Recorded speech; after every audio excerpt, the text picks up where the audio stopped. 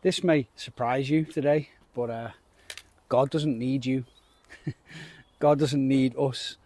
I think sometimes we get ourselves in a place of ego where we think God needs us desperately, and he doesn't. He doesn't need us one little bit.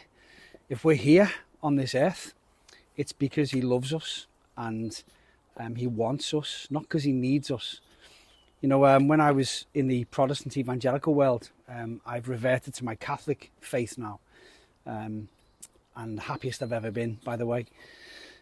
But when I was a pastor in that world and an evangelist, there would be times where I would get all stressed out and anxious because I used to go out into the town of Birkenhead, which is the town where I live, to evangelize on the streets. And if I couldn't get down there, or I didn't feel up to it or whatever on a particular day, I would be get myself in a state thinking I need to be there to evangelize, as if the whole of the evangelization of my local town and these people depended on me, that God needed me to be in those areas. And I got a wake-up call one day when I went down there late, and when I went down there, there was another group of evangelists, just kicking the ball from my dog, already there, and they were evangelizing and doing a great job. And I realized, that I need to be humbled. That, the salvation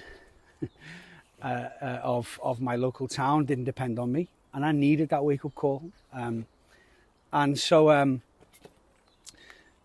I think sometimes we can get big church leaders who think that they are so needed by God and they're so important to his kingdom, and they're really not. As individuals, we're here because he loves us and because he wants us, not because he needs us. And as far as mankind goes, that would lead on to say that as long as mankind thinks that we're in charge on this earth, we will never ever truly find true peace and the true meaning of life. We'll never find true peace, we'll never find the true meaning of life, and we will think that we are so important and so needed when we're really not. We're only here because we're loved and because we're wanted. That is it. And God has big things for us to do. He has big plans for us, of course, but the real bearing of fruit in those things comes when we realise actually God loves us, he wants us to spend time with him first and foremost. It's not about the doing, it's about being with him, and then the fruit of being with him will come out in the doing. So there you go.